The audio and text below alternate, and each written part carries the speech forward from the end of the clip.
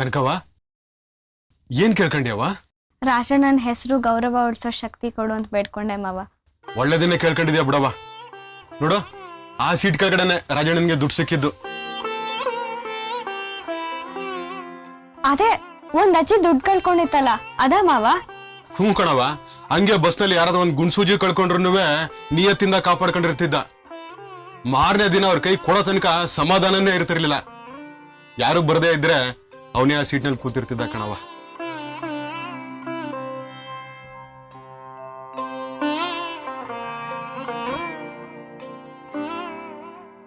ಮಾವ ಹೊರಡನ್ವಾ? ಹ್ಞೂ ಕಣವ, ಎಲ್ಲಿ ಒಂದ್ ವಿಷಲ್ ಹಾಕು ನೋಡಮ್ಮ. ಹೋಗಿ ಮಾವ, ಇದೊಂದೇ ಹಿಂಸ ನಂಗೆ. ಹಂಗಂದ್ರೆ ಆಯ್ತದೇನವ, ಒಂದ್ಸಲ ಒಂದ್ ವಿಷಲ್ ಹಾಕು ನೋಡಮ್ಮ. ನೋಡ್ದ್ಯಾ ಬಂದೇ ಬಿಡ್ತಲ್ಲ. ಹಿಂಗೆ ಹೋಗ್ತಾ ಹೋಗ್ತಾ ಎಲ್ಲಾ ಅಭ್ಯಾಸ ಆಗೋಯ್ತದೆ.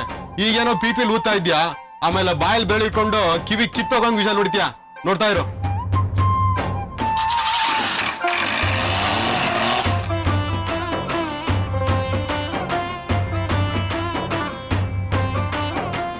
ಟಿಕೆಟ್ ಟಿಕೆಟ್ ಬಾಸ್ಮಾ, ನೀವೆಲ್ಲಿಗಮ್ಮ? ಒಂದ್ ಸುಮ್ಕು ಕಟ್ಟೆ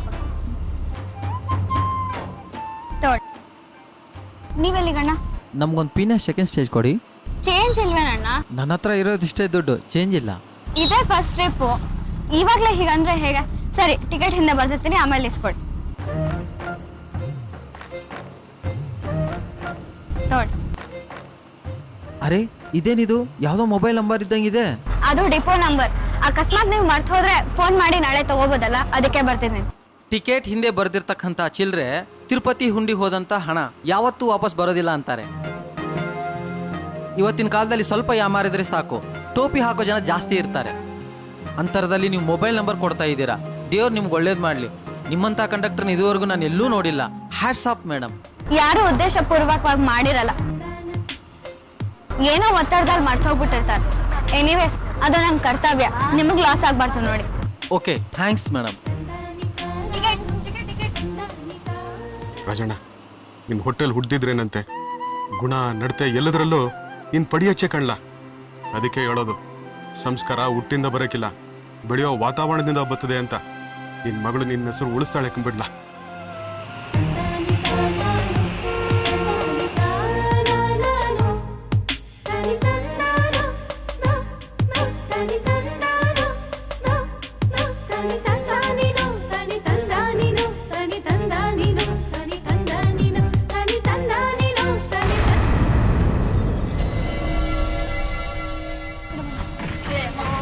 ನೀವೇನ್ ಮನುಷ್ಯ ದನನೇ? ಅವಳೆ ದನ ನುಗ್ದಾಗ ನುಗ್ತಾ ಇದ್ದೀರಲ್ರಿ? ಹಲೋ, ನನ್ನ ಹೆಸರು ಜನಾರ್ದನ್.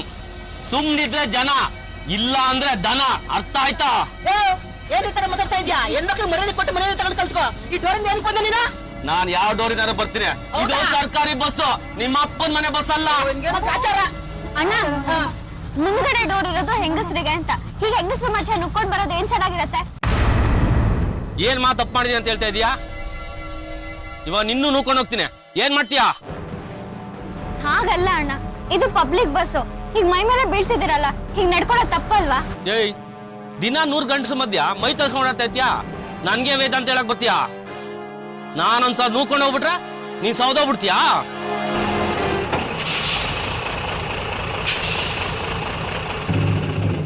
ಹಾಗಲ್ಲ ಅಣ್ಣ, ಅದು ನನ್ನ ಕರ್ತವ್ಯ. ಅಡ್ನಾಡಿ ನನ್ ಮಗನೇ, ಏಯ್ ಏನಂದಿಲ್ಲ ನೀನು? ನಮ್ ಕನಕನ ಮೇಲೆ ಕೈ ಹಾಕ್ತೀಯ ನೀನು? ಅಷ್ಟೊಂದ್ ಕೊಬ್ಬ ನಿನಗೆ? ಹೇಳೋರ್ ಕೇಳೋದ್ ಗೊತ್ತಿಲ್ಲ ಅಂತ ಅನ್ಕೊಂಡ್ಬಿಡ. ಏನ್ ಎಲ್ಲ ನೋಡ್ತಾರ?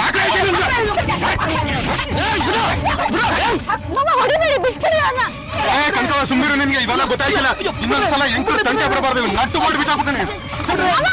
BTS ಆಗ್ತಲ್ಲ ಬಿಡ್ರಿ ನಾನು.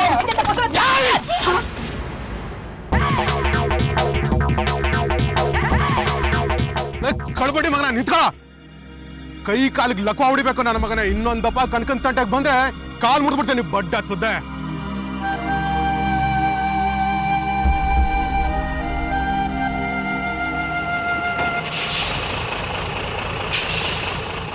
ಲಾಸ್ಟ್ ಸ್ಟಾಪ್ ಎಲ್ಲರೂ ಹೇಳಿರಿ.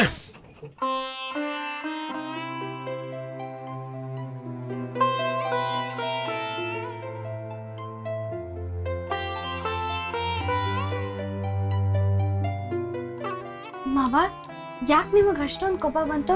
ನೀವಷ್ಟು ರಾಂಗ್ ಆಗಿದ್ದನ್ನ ನಾನು ನೋಡೇ ಇಲ್ಲ. ಆ ಬಗ್ಮಾಟ್ ನಿನ್ ಬಗ್ಗೆ ಕೆಟ್ಟಾಗಿ ಮಾತಾಡ್ತಾ ಇದ್ದಿದ್ದನ್ನೆಲ್ಲ ಕೇಳ್ಕೊಂಡು ಸುಮ್ಕಿರು ಅಂತೀಯ. ಓಡೋಗ್ ಬದಿಕಂಡ ಆ ಬಡ್ಡಿ ಮಗ. ಇಲ್ಲ ಅಂದಿದ್ರೆ ಇವತ್ತು ಒಂದ್ ನಾಲ್ಗೆ ಸೀಳಿ ಕಾರ್ ಹರಿದ್ ಬಿಡ್ತಿದ್ದೆ. ಮಾವ, ಅವನೇನೋ ಒಂದ್ ಮಾತಂದ್ರೆ ಏನೀಗ? ನೀವ್ಯಾಕ ಅವನಿಗೆ ಹೊಡಿಯಕ್ ಹೋದ್ರಿ? ಏನ್ ಕನ್ಕವ ಹಿಂಗ್ ಕೇಳಿಯಾ? ನಿಮ್ಮ ಅಪ್ಪನ್ ಹೇಳದ್ ಮುಂದೆ ಪ್ರಮಾಣ ಮಾಡಿವ್ನೆ, ನಿನ್ ಮಗಳು ನನ್ ಮಗಳಿದ್ದಂಗೆ ಅವಳನ್ನ ಜೋಪಾನವಾಗಿ ಕಾಪಾಡ್ತೀನಿ ಅಂತವ. ಅಂತ ಮಗಳನ್ನ ಹೀನಾಮಾನವಾಗಿ ಬೈದ್ರೆ ನೋಡ್ಕೊಂಡು ಸುಮ್ನೆ ಗಂಡ್ಸರ್ ಹೆಂಗಾಯ್ತಾರೆ? ಅಲ್ಲ ಕಣವ, ಅವನ್ ಅಷ್ಟು ಮಾತಾಡವನೆ, ತೆಗೆದು ನಾಲ್ಕು ಬಾರ್ಸದ್ಬಿಟ್ಟು ಅದ್ಯಾಕೆ ಸುಮ್ಕಿದ್ದೆ ಅಂತ.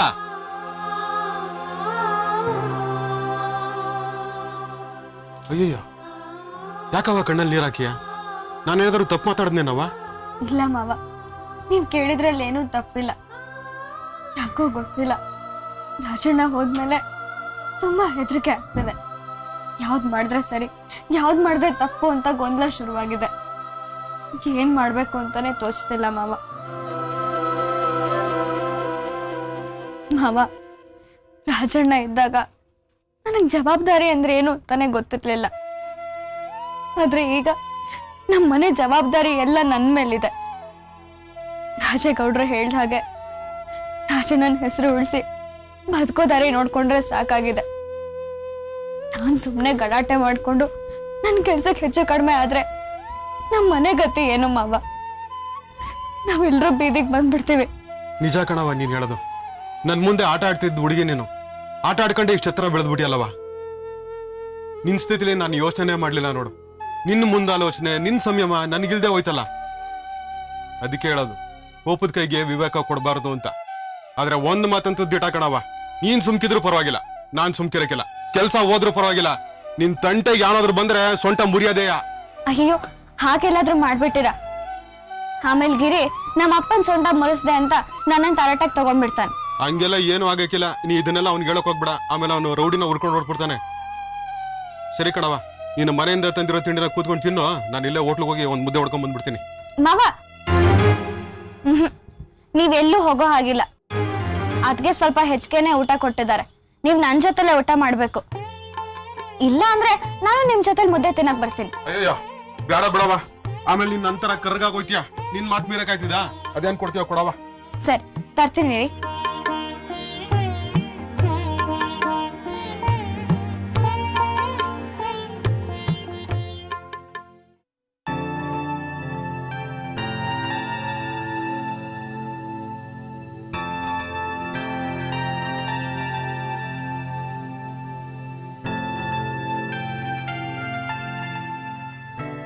ಕನಕ ಮೊದಲನೇ ದಿವಸ ಡ್ಯೂಟಿಗೆ ಹೋಗಿದ್ದಾಳೆ. ಪಾಪ, ಅನುಭವ ಅಭ್ಯಾಸ ಎರಡೂ ಇಲ್ಲ ಅವಳಿಗೆ. ಎಷ್ಟು ಸುಸ್ತಾಗಿದೆಯೋ ಏನೋ. ಇಷ್ಟೊತ್ತಾದ್ರೂ ಮನೆಗೆ ಬಂದಿಲ್ವಲ್ಲ ಇವಳು. ಹೆಸರಿಗೊಬ್ಬ ಅಣ್ಣ, ಒಂದು ಉಪಯೋಗಕ್ಕೂ ಬರಲ್ಲ. ಅಲ್ಲ, ತಂಗಿ ಇಷ್ಟೊತ್ತಾದ್ರೂ ಮನೆಗೆ ಬಂದಿಲ್ಲ, ಒಂದು ಹೆಜ್ಜೆ ಹೋಗಿ ನೋಡ್ಕೊಂಡು ಬರೋಣ ಅನ್ನೋದು ಬಿಟ್ಟು ಊರು ಸುತ್ತಕ್ಕೆ ಹೋಗಿದ್ದಾನೆ.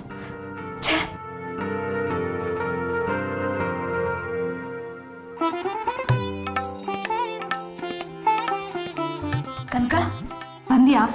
ನಾನು ನಿನಗೋಸ್ಕರನೇ ಕಾಯ್ತಿದ್ದೆ. ಯಾಕಮ್ಮ ಇಷ್ಟು ಲೇಟು? ಫಸ್ಟ್ ಡೇ ಅಲ್ವಾ, ಅದಕ್ಕೆ ಚಲ್ವಾ ಮಾವ ರೆಮಿಟೆನ್ಸ್ ಎಲ್ಲ ಹೇಗೆ ಮಾಡಬೇಕು ಅಂತ ಹೇಳ್ಕೊಟ್ರು. ಅದನ್ನೆಲ್ಲ ಮುಗಿಸ್ಕೊಂಡು ಬರೋಕೆ ಇಷ್ಟು ಹೊತ್ತಾಯಿತು. ಅಯ್ಯೋ, ಹಾಗಾದ್ರೆ ದಿನ ಇಷ್ಟೇ ಲೇಟ್ ಆಗುತ್ತಾ? ಇಲ್ಲ ಅದಕ್ಕೆ, ಫಸ್ಟ್ ಒಂದು ವಾರ ಲೇಟ್ ಆಗ್ಬೋದು, ಆಮೇಲೆ ಬೇಗನೆ ಬರ್ಬೋದು. ತುಂಬ ಸುಸ್ತಾಗ್ತಿದೆಯಾ? ಇಲ್ಲ ಅದಕ್ಕೆ, ಬಾಯಿ ಮಾತ್ಗೆ ಹಾಗಂತಿದ್ಯಾ ಅಷ್ಟೇ. ಇನ್ನು ನೋಡಿದ್ರೇ ಗೊತ್ತಾಗ್ತಿದೆ. ನಿನ್ನ ಮುಖ ಎಲ್ಲ ಎಷ್ಟು ಬಾಡಿದೆ ನೋಡು. ತುಂಬ ಆಯಾಸ ಆಗಿದೆ ಅಲ್ವಾ? ನೋಡು, ನೀನು ಒಳಗಡೆ ಇರು, ನಾನು ಬಿಸಿ ಬಿಸಿಯಾಗಿ ಕಾಫಿ ಮಾಡ್ಕೊಂಬರ್ತೀನಿ.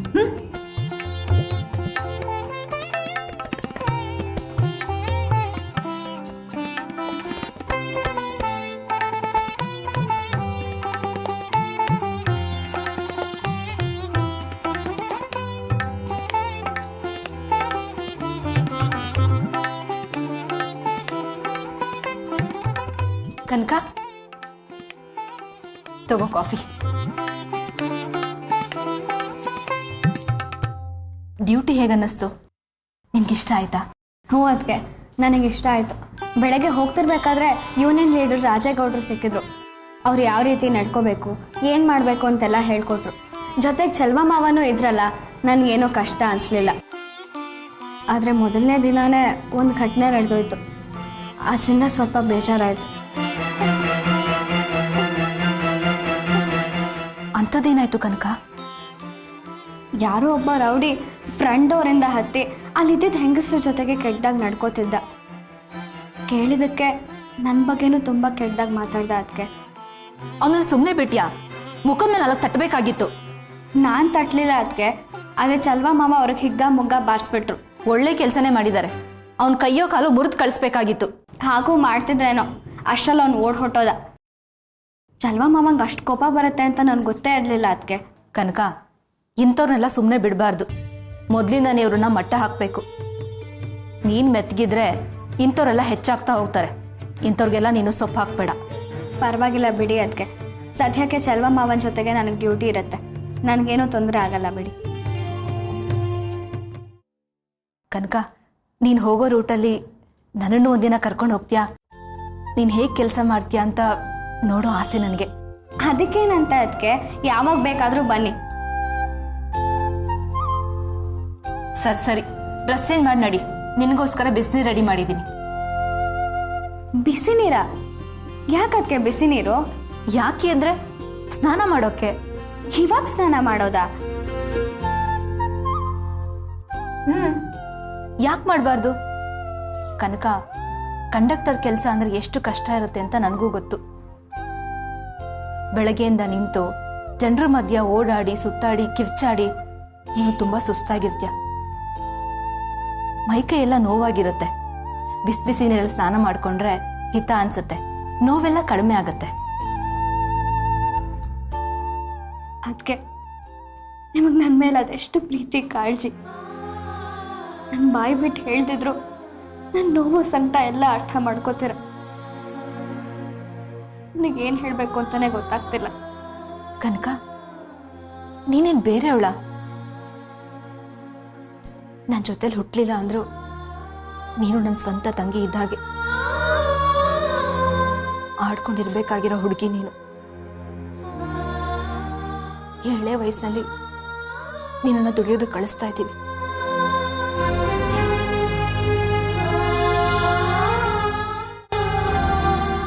ನಮ್ಮ ದುರಾದೃಷ್ಟ ನಿನ್ನ ಕೈ ದುಡಿಸ್ಕೊಂಡು ನಾವು ತಿನ್ನೋಂಥ ಪರಿಸ್ಥಿತಿಲಿದ್ದೀವಿ.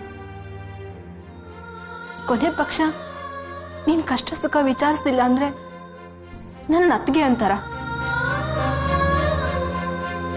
ನೋಡು, ಅತ್ತಿಗೆ ತಾಯಿ ಸಮಾನ ಅಂತಾರೆ. ಇನ್ನು ಮುಂದೆ ನಾನು ನಿನಗೇನೇ ಆರೈಕೆ ಮಾಡಿದ್ರು ತುಟಿಕ್ ಪಿಟಿಕ್ ಅಂದೆ ನೀನು ಸುಮ್ಮನೆ ಅದನ್ನೆಲ್ಲ ಮಾಡಿಸ್ಕೋಬೇಕು. ಗೊತ್ತಾಯ್ತಾ? ಸರಿ, ಕೊಡಿಲಿ. ನೀರು ತಣ್ಣಗಾಗ್ಬಿಡತ್ತೆ. ಬಾ.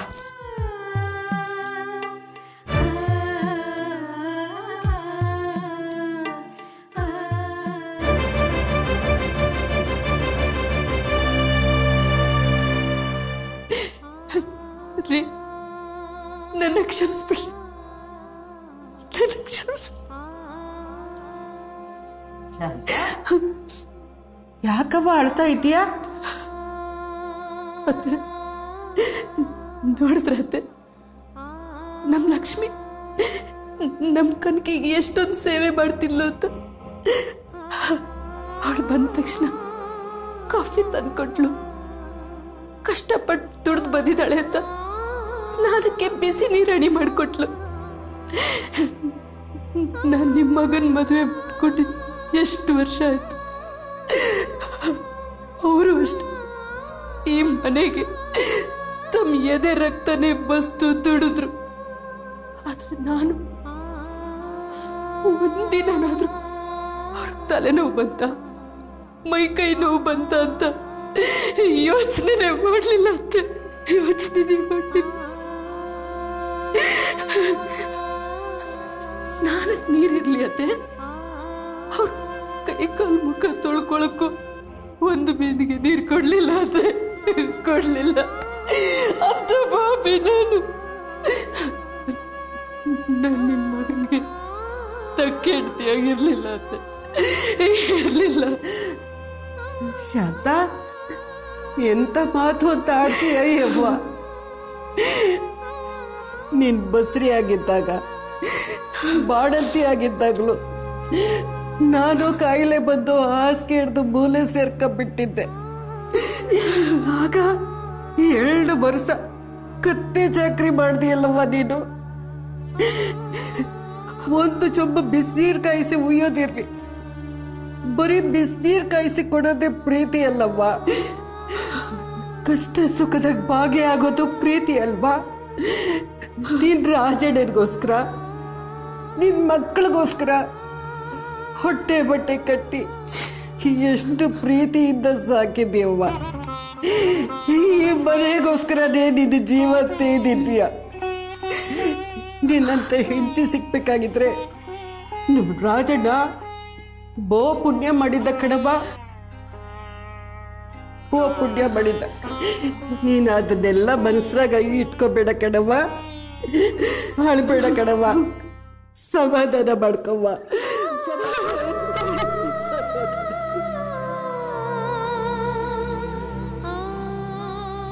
ಆಕಾಶ್, ಅದೇನೋ ಇಂಪಾರ್ಟೆಂಟ್ ವಿಷಯ ಮಾತಾಡಬೇಕು ಅಂತ ಫೋನಲ್ಲಿ ಹೇಳಿದೆಯಲ್ಲ, ಏನಪ್ಪ ಅದು?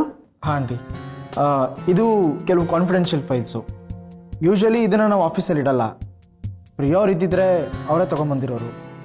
ಈಗ ಅವ್ರು ಇಲ್ವಲ್ಲ, ಹಾಗಾಗಿ ನಾನೇ ಕೊಟ್ಬಿಟ್ಟು ಹೋಗೋಣ ಅಂತ ಬಂದೆ. ತಗೊಳ್ಳಿ. ಸರಿ ಆಂಟಿ, ನಾನು ಹಿಂಗೆ ಬರ್ತೀನಿ. ಆಕಾಶ್, ನಮ್ಮ ಪ್ರಿಯಾನ್ ನೋಡಕ್ಕೆ ಹೋಗಿದ್ಯಾ? ಇಲ್ಲ ಆಂಟಿ, ಅವತ್ತು ಅಂಕಲ್ ಜೊತೆ ಹೋದಾಗಲೇ ಅವ್ರು ನಾನು ನೋಡೋಕ್ಕೆ ಇಷ್ಟಪಡಲಿಲ್ಲ. ಈಗ ನಾನು ಒಬ್ಬನೇ ಹೋದರೆ ನೋಡ್ತಾರ, ಅದಕ್ಕೆ ಅವ್ರಿಗೆ ಡಿಸ್ಟರ್ಬ್ ಮಾಡೋದು ಬೇಡ ಅಂತ ನಾನೇ ಆ ಕಡೆ ಹೋಗಲಿಲ್ಲ. ಸಾರಿ ಆಕಾಶ್, ಅವಳು ಹಾಗೆ ಮಾಡಬಾರ್ದಾಗಿತ್ತು. ಅಟ್ಲೀಸ್ಟ್ ನಿನ್ನ ಜೊತೆ ಮಾತಾಡಬೇಕಿತ್ತು. ಪಾಪ, ಅವಳು ತುಂಬ ಅಪ್ಸೆಟ್ ಆಗಿದ್ದಾಳೆ. ದಯವಿಟ್ಟು ಬೇಜಾರು ಮಾಡ್ಕೋಬೇಡಪ್ಪ. ಇಲ್ಲ ಆಂಟಿ, ನಾನು ನೋಡಲಿಲ್ಲ, ನನ್ನ ಜೊತೆ ಮಾತಾಡಲಿಲ್ಲ ಅಂತ ನನಗೇನು ಬೇಜಾರಿಲ್ಲ. ಆದರೆ ಅವ್ರು ನಡ್ಕೊಳ್ಳೋ ರೀತಿ ನೋಡಿದ್ರೆ ನಂಗೆ ತುಂಬ ಬೇಜಾರಾಗಿದೆ ಆಂಟಿ. ಆಕಾಶ್, ಏನು ಹೇಳ್ತಿದ್ಯಪ್ಪ? ಆಂಟಿ, ಈ ನ್ಯೂಸನ್ಸ್ ಎಲ್ಲ ಬೇಕಿತ್ತಾ? ಇದನ್ನೆಲ್ಲ ಕ್ರಿಯೇಟ್ ಮಾಡ್ಕೊಂಡಿದ್ದು ಬೇರೆ ಯಾರೂ ಅಲ್ಲ, ಪ್ರಿಯಾ ತಮಗ್ ತಾವೇ ಹೆಣ್ಕೊಂಡು ಬೆಲೆ ಹಗ್ಗ ಕೊಟ್ಟು ಕೈಕಾಲು ಕಟ್ಟಿಸ್ಕೊಂಡ್ರು ಅಂತಾರಲ್ಲ, ಹಾಗೆ ಮಾಡ್ಕೊಂಡಿದ್ದಾರೆ. ನಾನು ಅವಳಿಗೆ ಎಷ್ಟೋ ಹೇಳಿದೆ, ಈ ವಿಷಯನ ಇಲ್ಲಿಗೆ ಬಿಟ್ಬಿಡು, ಅನಗತ್ಯವಾಗಿ ದೊಡ್ಡದು ಮಾಡೋದು ಬೇಡ ಅಂತ. ಆದರೆ ಅವಳು ನನ್ನ ಮಾತು ಕೇಳಲಿಲ್ಲ. ಆಂಟಿ, ಹೀಗೆ ಹೇಳ್ತೀನಿ ಅಂತ ಬೇಜಾರು ಮಾಡ್ಕೊಬಿಡಿ.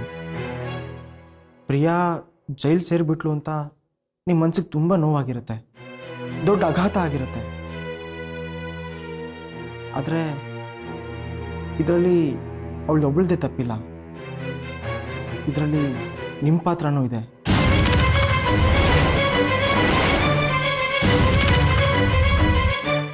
ನಮ್ಮ ಪಾತ್ರನ ನಾವೇನು ಮಾಡಿದ್ದೀವಿ ಆಕಾಶ್? ಸರಿಯಾದ ಸಮಯದಲ್ಲಿ ಮಾಡಬೇಕಾಗಿರೋದನ್ನ ಮಾಡದೇ ಇರೋದು ಒಂದು ತಪ್ಪೆ. ನೀವು ಪ್ರಿಯಾಗೆ ಎಜುಕೇಷನ್, ಶ್ರೀಮಂತಿಗೆ, ದುಡ್ಡು, ಹೈಫೈ ಫೆಸಿಲಿಟಿ ಎಲ್ಲ ಕೊಟ್ರಿ, ಆದರೆ ಮಾರಲ್ ಎಜುಕೇಷನ್ ಕೊಡಲಿಲ್ಲ. ಹೀಗೆ ಆರೋಗ್ಯಂಟ್ ಆಗಿ ರೆಕ್ಲೆಸ್ ಆಗಿ ಬೆಳ್ಕೊಂಬಂದಿದ್ದಾರೆ. She is reaping the fruits of her sins. ಆ ಪಾಪಕ್ಕೆ ಇವತ್ತು ಶಿಕ್ಷೆ ಅನುಭವಿಸ್ತಿದ್ದಾರೆ. ಆಕಾಶ್, ಪ್ರಿಯಾ ನಿನ್ನ ಮದುವೆ ಆಗ್ತಿರೋ ಹುಡುಗಿ, ಅವಳ ಬಗ್ಗೆ ಇಷ್ಟೊಂದು ನಿಷ್ಠುರವಾಗಿ ಮಾತಾಡ್ತಿದ್ದೀಯಲ್ಲ? ಆಂಟಿ, ಸತ್ಯ ಯಾವಾಗಲೂ ನಿಷ್ಠುರವಾದದ್ದೇ. ಪ್ರಿಯಾ ಈಗಲೂ ತನ್ನ ತಪ್ಪನ್ನು ತಿದ್ಕೊಳ್ಳೋ ಪ್ರಯತ್ನ ಮಾಡ್ತಿಲ್ಲ. ಕನಕ ಮಾಡ್ತಿರೋದ್ರಲ್ಲಿ ಯಾವ ತಪ್ಪಿದೆ ಹೇಳಿ? ಪ್ರಿಯಾ ನನಗೆ ಆಕ್ಸಿಡೆಂಟ್ ಮಾಡಿದ್ಲು, ನನ್ನ ಅದೃಷ್ಟ ಚೆನ್ನಾಗಿತ್ತು, ನಾನು ಉಳ್ಕೊಂಡೆ. ಆದರೆ ಕನಕ ಅವರಪ್ಪ ಸತ್ತು ಹೋಗಿದ್ದಾರೆ. ಯಾವ ಮಗಳು ತಾನೇ ತನ್ನ ಅಪ್ಪ ಕಣ್ಣು ಮುಂದೆ ತಲೆ ಒಡೆದು ಸತ್ತು ಹೋದ್ರೆ ಸುಮ್ಮನೆ ಇರ್ತಾರೆ ಹೇಳಿ? ನಿಮಗೆ ಈ ಪರಿಸ್ಥಿತಿ ಬಂದಿದ್ರೆ ನೀವು ಸುಮ್ಮನೆ ಇರ್ತಿದ್ರಾ?